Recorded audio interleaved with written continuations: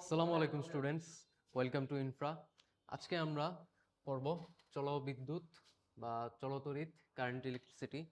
চলো ক্লাসটি শুরু করা যাক। সো সবার প্রথমেই আছে, আমরা স্থির তড়িতে দেখেছি যে কিভাবে শুধু ধনাত্মক আধানযুক্ত গোলক তৈরি করা যায়। সেটা আমরা কেমনে তৈরি করেছিলাম?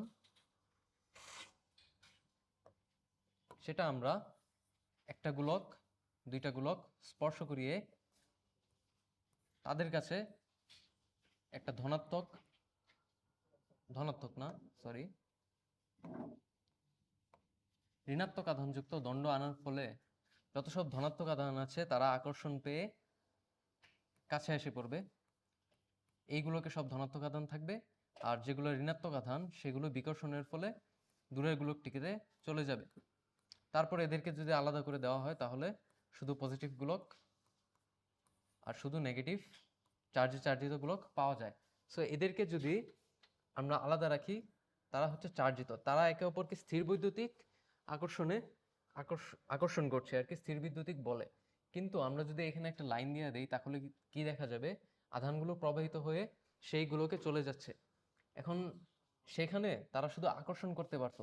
এখন আমরা চলতড়িতে পড়বো, তত সব আমাদের ওয়্যার তার সেটার মাধ্যমে কিভাবে আধানগুলো প্রবাহিত হচ্ছে তা আমরা দেখব এই চলতড়িৎ অধ্যায়টিতে। সো প্রথমেই আসা যাক বিভব। বিভব জিনিসটা কি? আচ্ছা, বিভব পড়ার আগে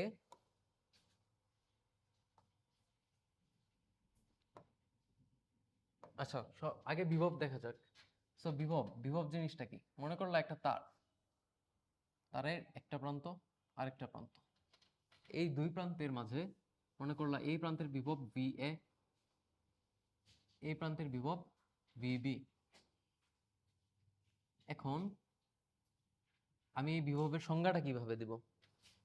কোনো একটা চার্জ যদি কিউ হয়, তাকে এই এ প্রান্ত থেকে বি প্রান্ততে নিতে যতটুকু কাজ করতে হবে তা হচ্ছে এই দুই প্রান্তের মাঝে বিভব পার্থক্য। যেমন ধরলাম ডব্লিউ কাজ হয়েছে এ প্রান্ত থেকে বি প্রান্ততে নিতে, তাহলে আমার এখানে যে বিভব পার্থক্যটা সেটা হবে VA মাইনাস VB।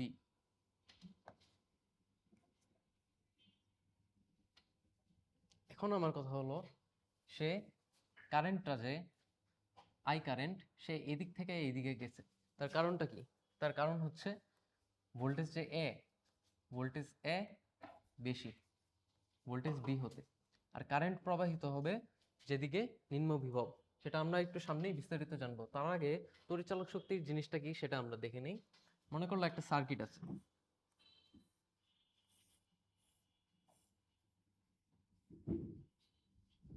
এই সার্কিটের এই প্রান্ত থেকে পুরাটা ঘুরিয়ে এই প্রান্তে আনতে ধরলাম আমরা কাজ করতে হয় ডব্লিউ, আর আমরা কিউ পরিমাণ চার্জকে পুরো বর্তনী ঘুরিয়ে এই প্রান্তে এনেছি।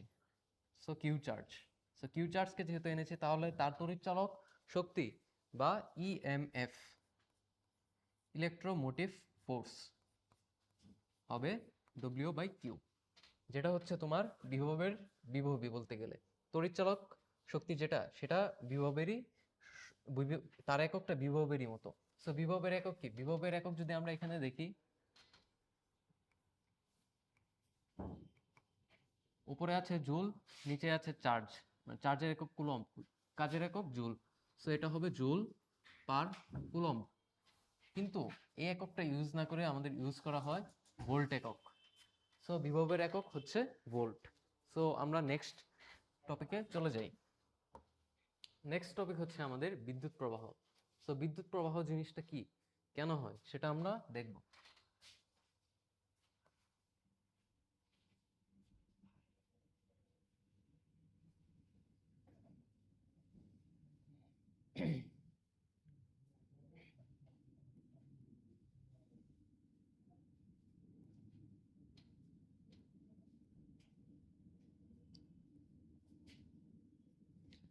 আমরা ধরে নেই এ বিন্দু আছে একটা, এ বিন্দুতে বিভব হচ্ছে তোমার +10 ভোল্ট, বি বিন্দুতে বিভব +5 ভোল্ট।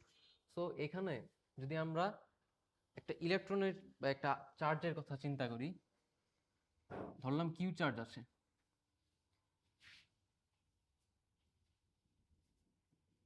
মাইনাস কিউ চার্জ, বা ধরলাম আমরা ইলেকট্রনই আছে এখানে। চার্জ মূলত কি, আধান মূলত কি, ইলেকট্রনটাই তো প্রবাহিত হয়, ইলেকট্রনই তো চার্জ। সো ইলেকট্রনটা সে কোন দিকে যাবে, সে কি এই দিকে যাবে, এদিক থেকে এইদিকে আসবে, নাকি এদিক থেকে এইদিকে আসবে? এখন দেখো ইলেকট্রনটা কিন্তু এইখান থেকে এই দিকে যাবে, কারণ সেখানে বেশি ধনাত্মক চার্জ, সেখানে ঘাটতিটা আগে পূরণ করতে হবে। সো এখানে যেহেতু বেশি আধানের ঘাটতি, প্লাস যেহেতু এখানে বেশি, তাই এদিকে যাবে ইলেকট্রন। কিন্তু আমাদের যে তড়িৎ প্রবাহ সেটা হবে উল্টা দিকে, আমাদের তড়িৎ প্রবাহটা হবে বেশি ভোল্ট থেকে কম ভোল্টের দিকে। এখন এটা কেন হয়? প্রকৃতপক্ষে যদিও ইলেকট্রন নিম্ন বিভব থেকে উচ্চ বিভবের দিকে যায়, কিন্তু আগের কালের যে বিজ্ঞানীরা তারা এসব হিসাব করেছিল যে পজিটিভ থেকে নেগেটিভের দিকে যাবে বা বেশি থেকে কমের দিকে যাবে, সেটা একটা কনভেনশনের মতো হয়ে গেছে, তাই এটা আর এখন চেঞ্জ করে নাই। আই যেটা পজিটিভ থেকে মানে উচ্চ থেকে নিম্নের দিকে যাবে সেটা আমাদের প্রচলন হয়ে গেছে, তাই আর এটা চেঞ্জ করা হয়নি। সো আমরা একটু নোট ডাউন করে ফেলি যে তড়িৎ প্রবাহ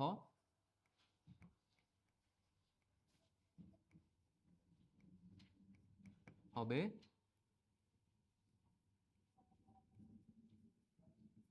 উচ্চ বিভব থেকে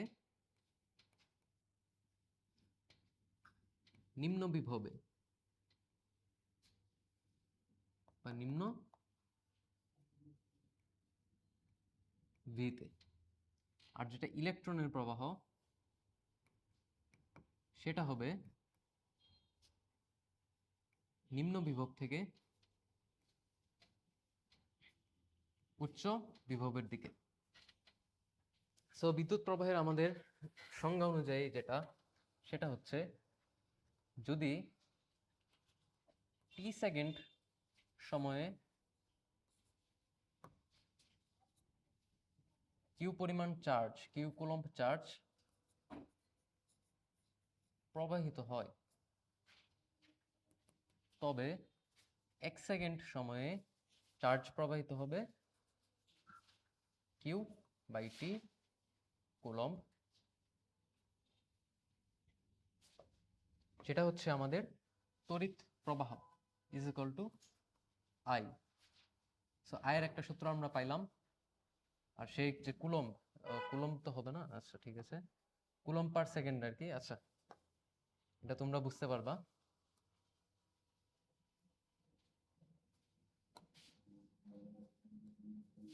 তো এখানে যদি আমরা দেখি তড়িৎ প্রবাহ, তড়িৎ প্রবাহের একক কি?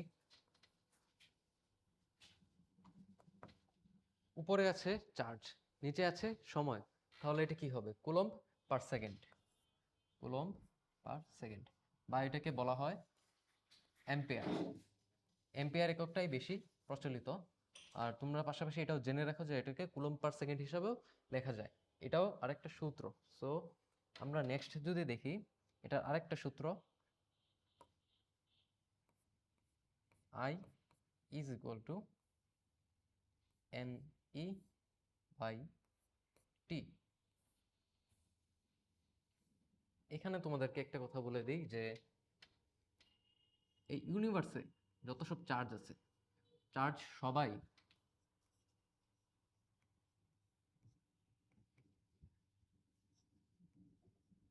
ইলেকট্রনের পূর্ণ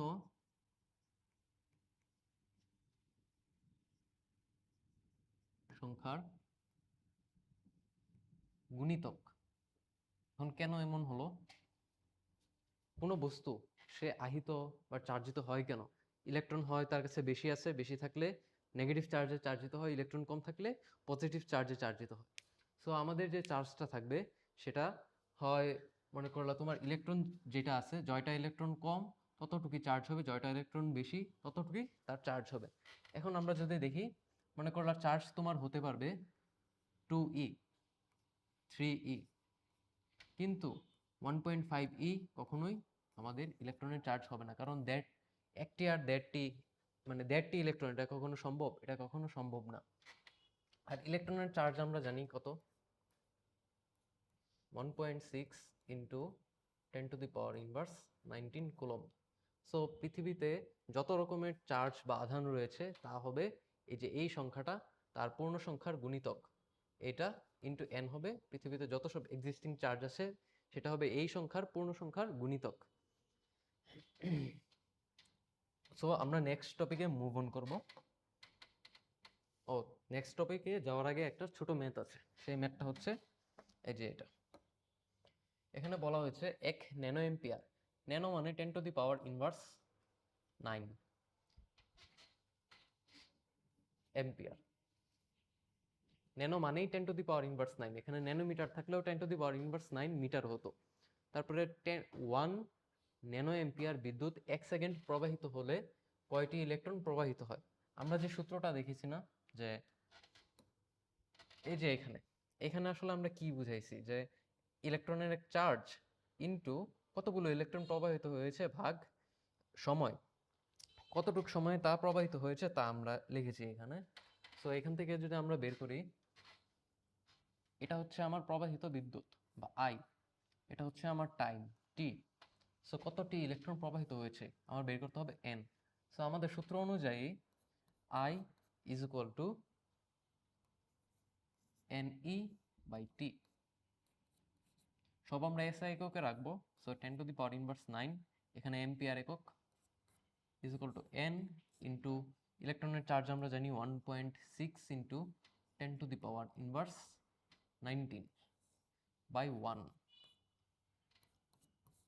এখান থেকে যদি আমরা এন বের করি,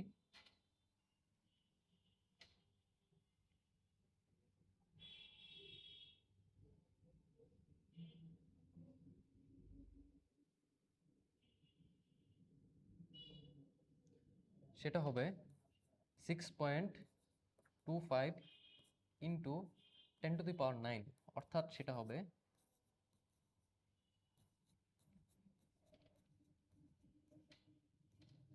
এই সংখ্যাটি। সো এই সংখ্যাটি কিন্তু একটি পূর্ণ সংখ্যা, তাই বলা যায় এই জিনিসটা ভ্যালিড। কিন্তু আমাদের যদি এরকম হইতো যে এরকম হইয়া 0.5 বা 0.7, তাহলে সেই সংখ্যাটি ভ্যালিড হতো না। কেননা ইলেকট্রন তোমার ভগ্নাংশ হতে পারে না, কারণ ইলেকট্রন তো মনে করলে এমন কি হতে পারে যে অর্ধেক মানুষ বা অর্ধেক বোর্ড, এমন তো হতে পারে না। সো এরকম দশমিক হবে না। এই যে এন এন এটা সবসময় পূর্ণ সংখ্যা হবে, ইভেন যত চার্জ আছে এই পৃথিবীতে বা ইউনিভার্সে সব হবে তোমার এই ইলেকট্রনের চার্জের গুণিতক। সো নেক্সট আমরা মুভ অন করি নেক্সট টপিকে। নেক্সট টপিক হচ্ছে আমাদের রোধ। এখন রোধ জিনিসটা কি? আমাদের যে তড়িৎ প্রবাহিত হয় না, এই তড়িৎটা কিভাবে প্রবাহিত হয়? এই তড়িৎ প্রবাহের জন্য তোমার মনে করলা কয়েক রকমের পদার্থ আছে। তোমাদের পর্যায় সারণীতে খেয়াল করলে দেখবা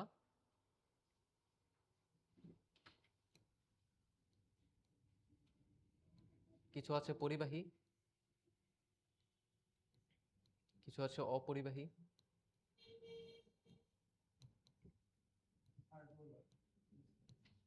কিছু আছে অর্ধপরিবাহী।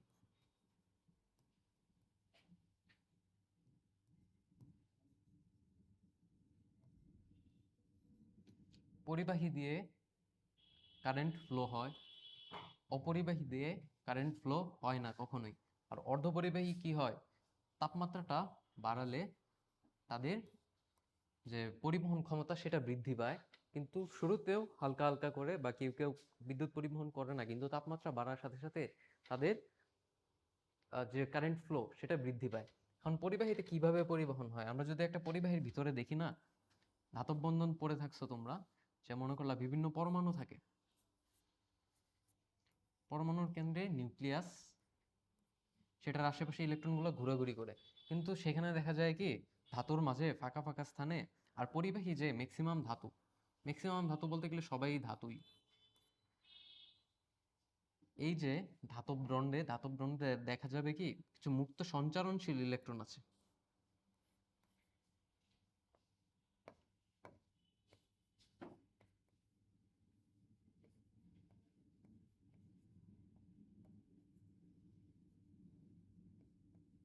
সঞ্চারণশীল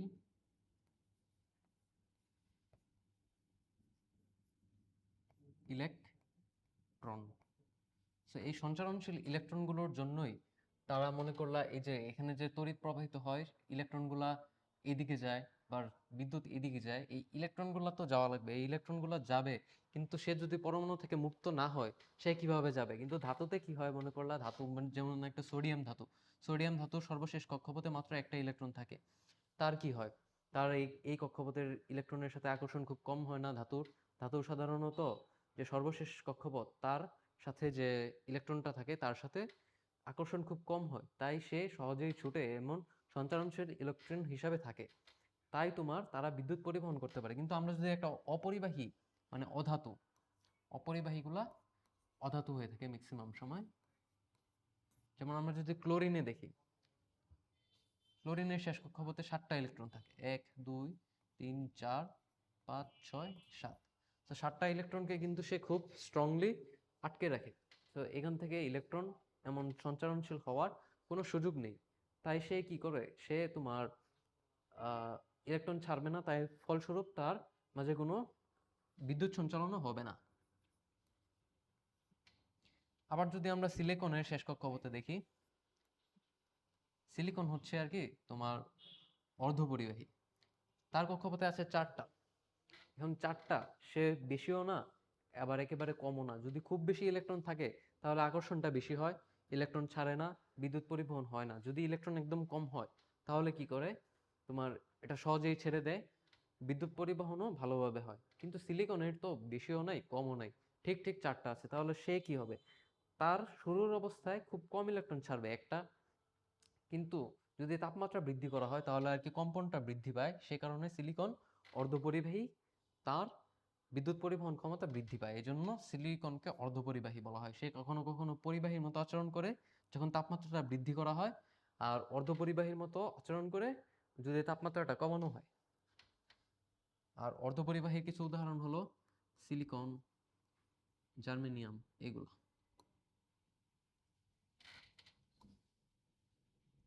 সো নেক্সটলি আমরা দেখব রোধ। এখন রোধ,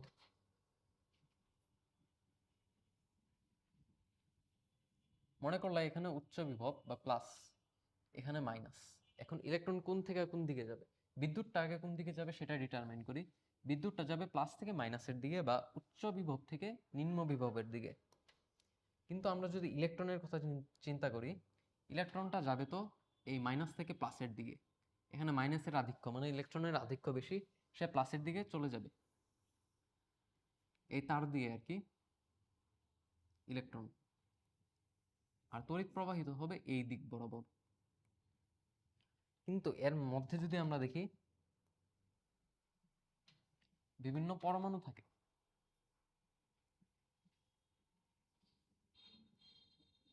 এখন এইখান দিয়ে বিদ্যুৎটা প্রবাহিত হয় কিভাবে, এখানে থাকবে মাইনাস সঞ্চারণশীল ইলেকট্রন, এখানে মাইনাস, এইখানে মাইনাস, এইখানে মাইনাস, এভাবে মাইনাস থাকে। সো এই মাইনাসটা যখনই সংযোগ দেওয়া হয় সে যাবে প্লাসের কাছে, পরে সে এসে পড়বে এইখানে, সে এসে পড়বে তার জায়গায়, সে এসে পড়বে তার জায়গায়, এভাবে টান দেওয়ার ফলে এখান থেকে আবার মাইনাস এইখানে আসবে, এভাবে ইলেকট্রনের ফ্লো হয় আর বিপরীত দিকে তড়িতের ফ্লো হয়। সো এখানে দিয়ে যে সে যাবে না, এখানে বিভিন্ন পরমাণু আছে, এই পরমাণুগুলা তারের ভিতর দিয়ে সে একটা ধাক্কা খায় বা রোধ বা বাধা, সে বাধাপ্রাপ্ত হয়। এই যে বাধাপ্রাপ্ত হয় না, তাকেই বলে রোধ। রোধকে সাধারণত আর বা রেজিস্ট্যান্স দ্বারা প্রকাশ করা হয়, রেজিস্ট্যান্স যার শর্ট ফর্ম আর দ্বারা রোধ প্রকাশ করা হয়। সো রোধটা কি বুঝছো, রোধটা হচ্ছে বৈদ্যুতিক বাধা, বিদ্যুৎ প্রবাহকে সে বাধা দিবে, তার ইলেকট্রন চলার পথে বাধা বাধা দেয়। আর রোধ হচ্ছে যে কোনো তারের মানে প্রাকৃতিক বৈশিষ্ট্য, যে কোনো কিছুই হোক না প্রকৃতিতে, মনে করলে বিদ্যুৎ প্রবাহ হতে হলে তোমার বাধার সম্মুখীন হতেই হবে। আর রোধের যদি আমরা দেখি, রোধের কয়েকটা, আচ্ছা দাঁড়াও, রোধটা পড়ানোর আগে তোমাদের মনে হয় ওইটা পড়াইলে সুবিধা হবে। সূত্র, আচ্ছা রোধ। সো রোধ, রোধ এখন আমরা দেখব। মনে করলা তার, একটা তামার তার, এই তামার তারের মধ্যেও তার যে উপাদানগুলো, সেই উপাদানগুলোর কারণেও মনে করলে এখানে পরমাণু, এই উপাদানগুলোর কারণে যখন কারেন্টটা ফ্লো হবে তখন সে বাধাপ্রাপ্ত হবে বা রোধ কাজ করবে। কিন্তু আমরা যখন সার্কিটে বিদ্যুৎ প্রবাহ করব তখন বাইরে থেকেও কিছু কৃত্রিম রোধ দেওয়া হয়, এদেরকে এইভাবে প্রকাশ করা হয়। সেটা করা হয় মনে করলা তোমার বিদ্যুৎ প্রবাহ যাতে ভালোভাবে থাকে, রোধ যদি না থাকতো, বাধা যদি না থাকতো, তাহলে বিদ্যুৎ প্রবাহ হতো না। সেটা আমরা পরে দেখতে পারবো, কিন্তু জেনে রাখো যে রোধ যদি না থাকে, রোধ এভাবে এক্সটার্নালি ব্যবহার করা হয় যাতে সার্কিটটা ভালোভাবে চলতে পারে। সো রোধ, এখন রোধের আমরা কিছু সমবায় পড়ব। মনে করলা তোমার রোধের একক হচ্ছে ওহম।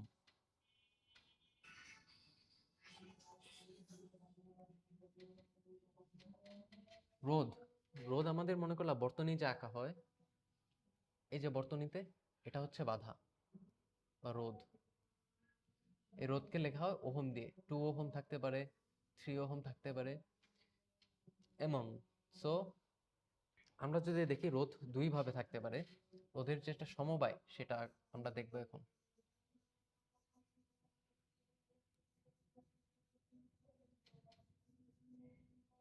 রোধের সমবায় দুই রকম হতে পারে।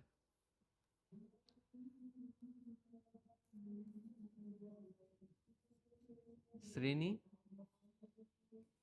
বা সিরিজ, আরেকটা হচ্ছে সমান্তরাল।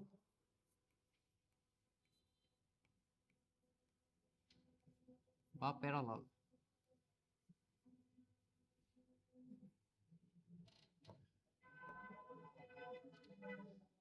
এখন আমরা দেখব এক বর্তনীতে একাধিক রোধ থাকতে পারে।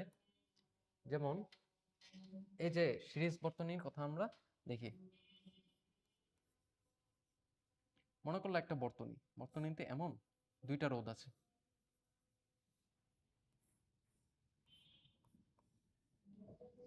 দুইটা রোধের মাঝে একটা রোধ হচ্ছে 5 ওহম, আরেকটা হচ্ছে 10 ওহম। আর এদের মধ্যে, আচ্ছা সেটার দরকার নেই, এইটুকুই দেখো আপাতত, যে 5 ওহম আর 10 ওহম এখন তারা কি পাশাপাশি আছে না? যেমন পাশাপাশি যদি এক লাইনে থাকে তাহলে সেটা হচ্ছে সিরিজ। আবার মনে করলো সমান্তরাল,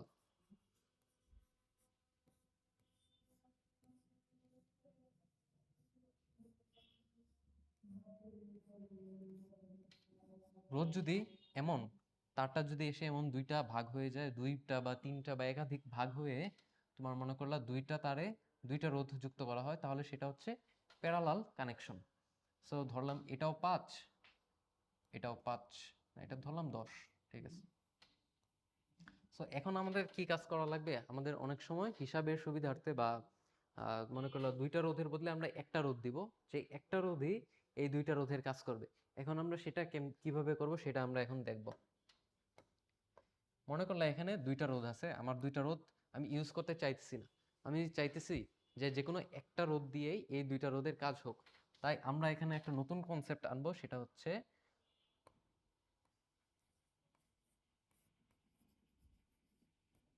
তুল্য রোধ।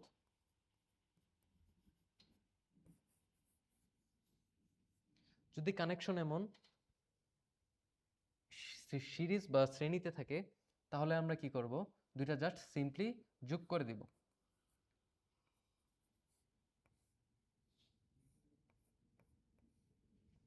তাহলে সে কি হয়ে যাবে, তুল্য রোধ। এটা মনে করলে R1 ছিল, এটা ছিল R2, সো সে হয়ে যাবে, যেহেতু সিরিজ দেখলাম RS, তারা দুইজনের তুল্য রোধ হচ্ছে 15 ওহম, যেটা হচ্ছে তাদের তুল্য রোধ। 5 ও 10 শ্রেণীতে অবস্থিত, তাদের তুল্য রোধ যদি আমরা বের করতে যাই তাহলে তাদেরকে যোগ করতে হবে, যোগ করলে আমরা পেলাম 15 ওহম। আর যদি প্যারালালের ক্ষেত্রে আমরা তুল্য রোধ বের করতে চাই তাহলে আমরা যেন কি করব, তাহলে আরেকটা সূত্র রয়েছে, সেটা আমরা পরে দেখাচ্ছি, কিন্তু আমরা হিসাবটা করে নিই। মনে করলা এই দুইটা রোধ একত্রিত করলাম, তাহলে আমাদের কি করতে হবে, এই যে দুইটা রোধ না, আগের বার কি করেছিলাম, যে আমাদের এই যে আর এসটা ছিল R1 প্লাস R2।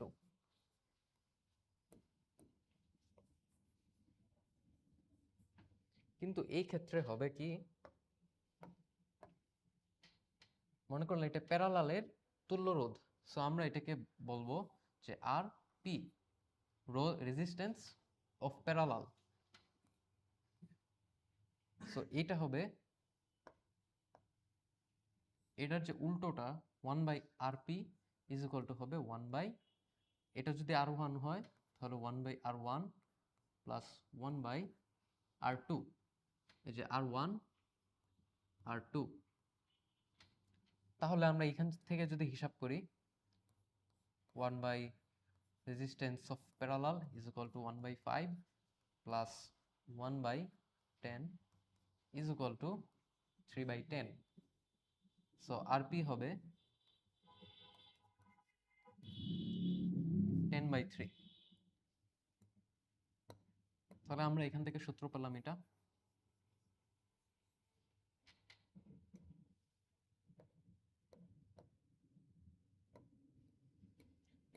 এটাকে আমরা এমনিও লিখতে পারি যে rp inverse 1 is equal two r1 inverse 1 plus r2 inverse 1। এইভাবে যদি এখানে প্যারালাল কানেকশনে আরো থাকতো রোধ, তাহলে আমরা আরো অ্যাড করতাম, যেমন r3 inverse dot dot dot dot dot এইভাবে। আর যেটা আমরা শ্রেণীরটা শিখেছি যে শ্রেণী সংযোগে জাস্ট আমরা গাণিতিক যোগ করে দিব।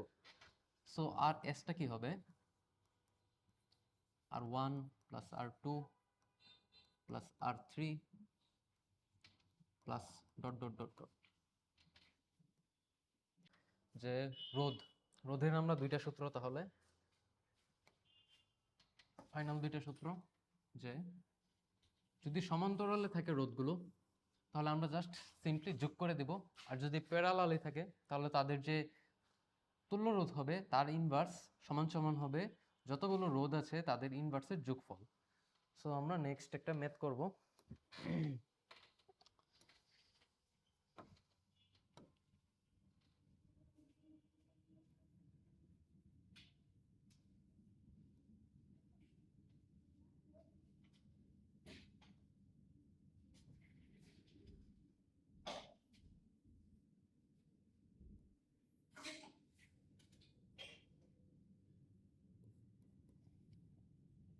ধরলাম এখানে 3 ওহম আছে, এখানেও 3 ওহম রোধ, এখানেও 3 ওহম এক্সটার্নাল রোধ, এখানে 5 ওহম, এখানে 1 ওহম।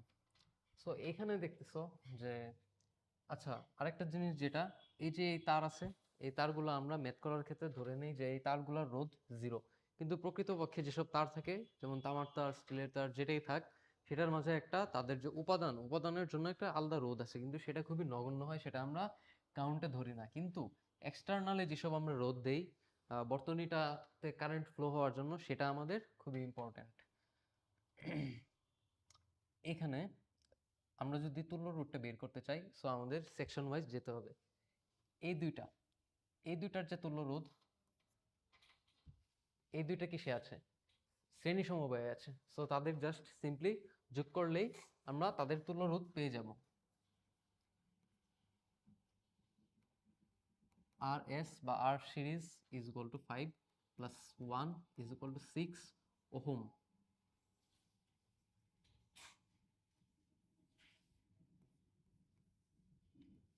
আর আমাদের যে এখানে তিনটা প্যারালালি আছে না, তাদেরকে আমরা আলাদা হিসাব করে নেব। এদের জন্য আর প্যারালাল কি হবে, R parallel inverse is equal to 3 inverse বা 1/3 1/3, সেও আর কি 1/3। সো তিনটা 1/3 যোগ করলে 3/3 ইজ ইকুয়াল টু 1। 1 এর ইনভার্স করলে 1/1 ওহম, যেটা হচ্ছে 1 ওহম। সো আমাদের যে এখানে এই তিনটাকে সরালে যে তুল্য রোধটা আসবে, সেটা হবে আমাদের R parallel is equal to 1 ohm. এখন দেখো এখানে যে আর সিরিজ আর আর প্যারালালটা আছে, তারা দুইজন আবার সিরিজ কানেকশনে আছে। সো তাদের তুল্য রোধ কত, তাদের তুল্য রোধটা হবে জাস্ট সিম্পলি যোগ।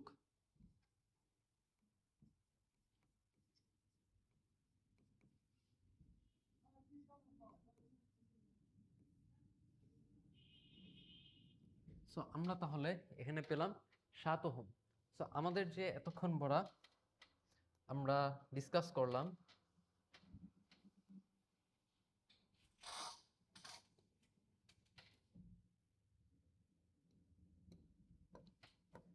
আমরা এতক্ষণ পড়া যেসব আলাপ করলাম যে এইটা এখানে যতগুলো রোধ আছে সেগুলোর বদলে যদি আমরা 7 ওহমের একটা রোধ দিয়ে দেই, তাহলে আমাদের যে এখানে যতগুলো রোধ আছে সবগুলোর কাজ সে 7 ওহম একাই করবে। এটাই হচ্ছে আমাদের তুল্য রোধের কনসেপ্ট। সো আমরা তুল্য রোধ এখন বের করা শিখলাম। এখন আমরা যে কোনো সার্কিটের তুল্য রোধ বের করতে পারবো। এখানে নিচে আরেকটা যদি উদাহরণ দেই,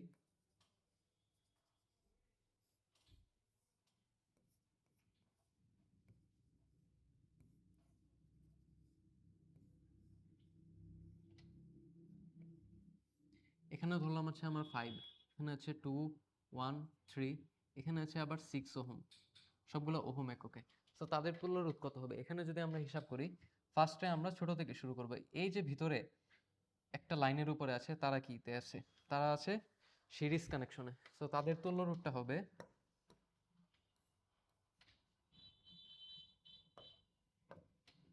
জাস্ট সিম্পলি তাদের যোগ করলে কত হবে তুল্য রোধ? এই যে মনে করলাম এটাকে ধরলাম R1, তারা সিরিয়ালি R2, R3, R4, আর নিচের যেটা সেটা হচ্ছে R5।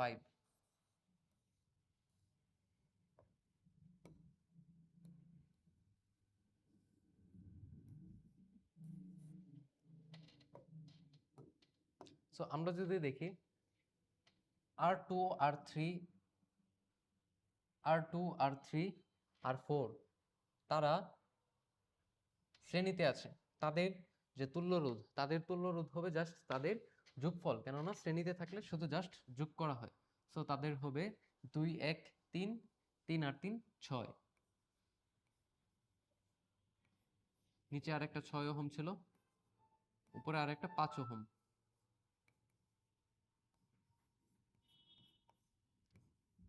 এখন যারা রোধ আছে তারা সবাই সিম্পলি প্যারালালের মাঝে পড়ে গেছে। সো তারা যেহেতু প্যারালালের মাঝে পড়ে গেছে, তাহলে এই পুরো বর্তনীটার তুল্য রোধ আর হবে, আর ইনভার্স আর কি, 1/5 plus 1/6 plus 1/6 is equal two, calculation করে আমরা এখানে একটা মান এখানে একটা মান পাবো। আচ্ছা, এটা আমি করিয়ে দিই।